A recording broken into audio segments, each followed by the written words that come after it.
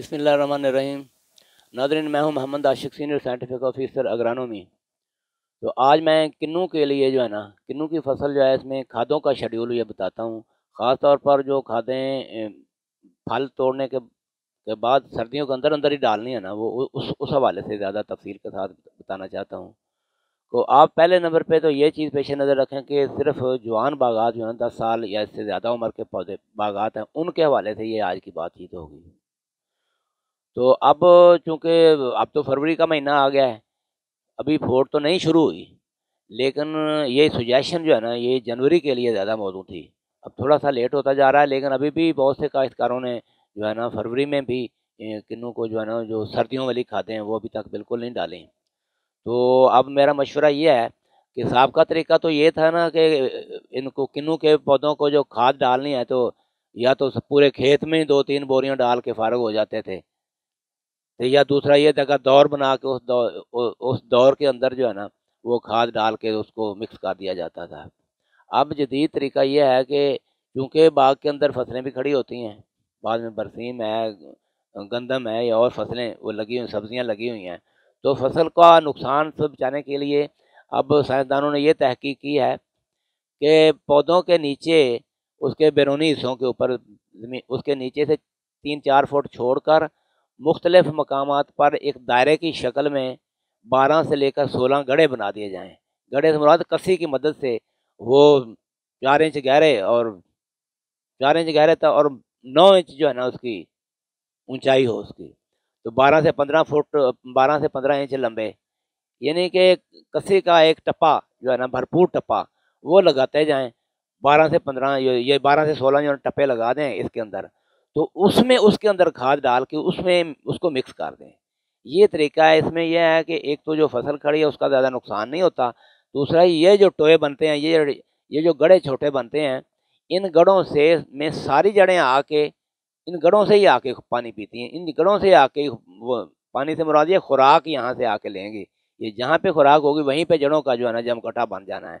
कोई ज़रूरी नहीं है पूरे पौधे के नीचे इनको मिक्स करना ज़रूरी नहीं है, या दायरा बनाना भी ज़रूरी नहीं है।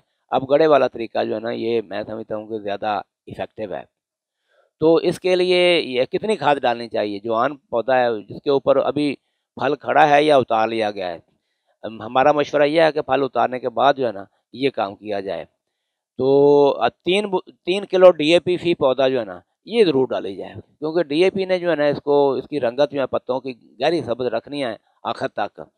3 किलो डीएपी और 1.5 किलो पोटाश जो है ना, ये तो बुझाई के वक्त ही डाल देनी है। और साथ ही अगर मुमकिन हो सके तो 2 मन जो है ना गोबर खाद, वो भी डालें।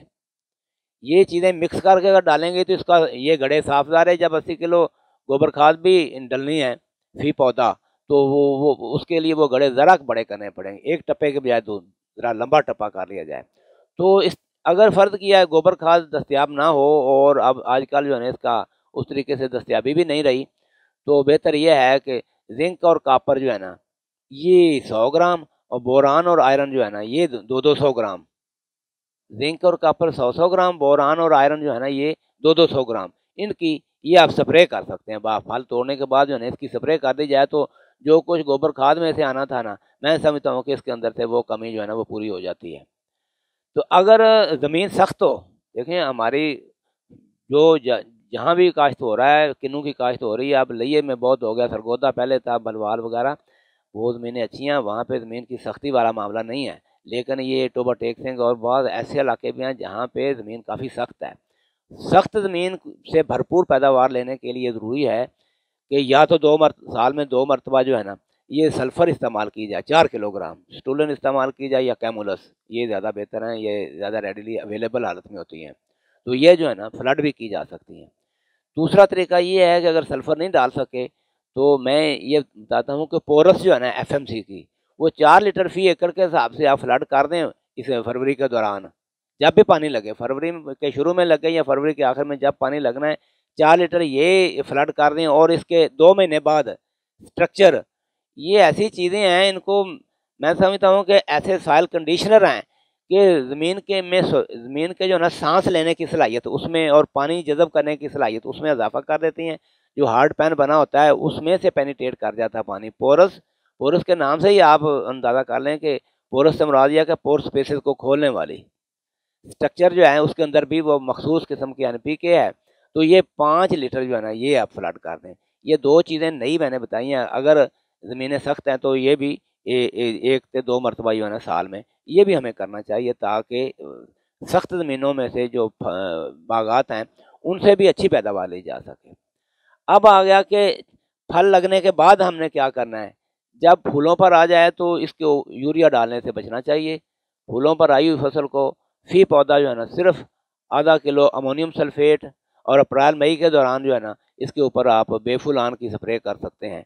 बेफुलान जो है ना 886 ऐसी एक NPK की किस्म है जो जो आप देखें स्ट्रेस मैनेज करती है। शदीद गर्मी होनी है, आपको पता है कि मई के दौरान जो है ना कितनी गर्मी होती है, तो उस वक़्त बहुत सारा फल गिर रहा होता है।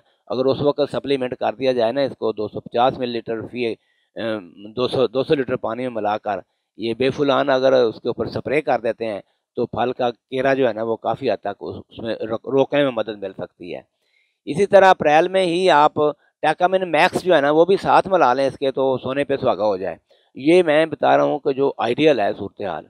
अब आ गया कि 1 किलोग्राम NPK ये अगर साथ में लाते हैं और टैकामिन मैक्स नहीं करते तो भी जो है ना ये गुजारा हो सकता है। जब मटर के दाने के बराबर हो जाते हैं, या ये आमतौर पर मई के शुरू में या वस्त मई के दौरान जो है ना एक किन्नू का साइज़ जो है ना मटर के दाने के बराबर या इससे बड़ा हो जाता है, तो इस वक्त बहुत सा किन्नू जो है ना शदीद गर्मी की वजह से वो गिरना शुरू हो जाता है, क्योंकि पौधे जो है ना फूलों के बाद काफ़ी ज़्यादा अपनी ताकत से ज़्यादा फल जो है ना वो ठहरा लेते हैं, फिर उसको गिराना शुरू कर देते हैं कि पौधा जो है ना ये खुद डिसाइड करता है कि मैंने कितना फल ठहराना है। ये एक पहला केरा जो है ना ये एक किस्म का ऑटो रेगुलेटरी फिनोमेना है, जो इसने गिराना ही गिराना, थोड़ा बहुत फल तो गिरना ही गिरना है, जो मर्जी हम कर लें। लेकिन हमारी इस मरहले के ऊपर वस्त मई के दौरान जो है ना हमारी ये कोशिश होनी चाहिए कि ये कम से कम गिरे, ज़्यादा से ज़्यादा फल जो है ना ये इसके ऊपर कायम रहे।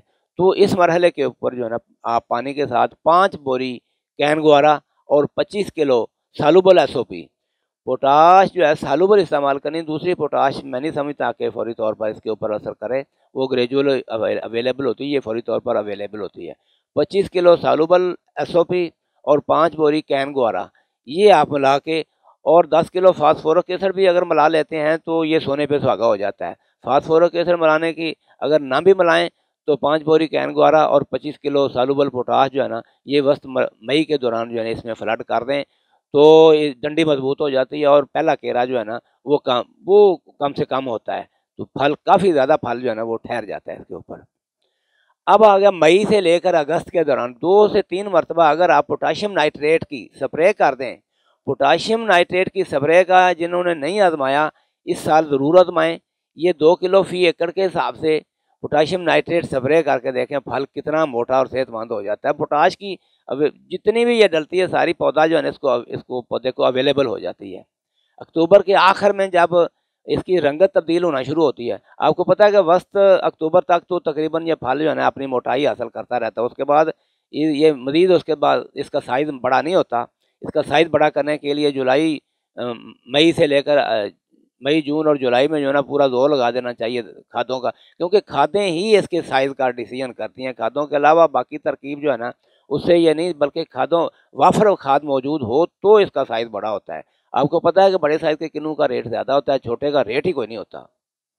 तो फिर इस सिलसिले में आखिरी बात यह है कि रंगत तब्दील होने पर जो है ना 150 ग्राम जो है ना वो माइक्रो न्यूटन वो मल्टी हेड जो है ना वो है उसकी 150 ग्राम फ़ी एकड़ के हिसाब से उसकी कीमत भी 300 रुपये या इससे कम है मैं समझता हूँ।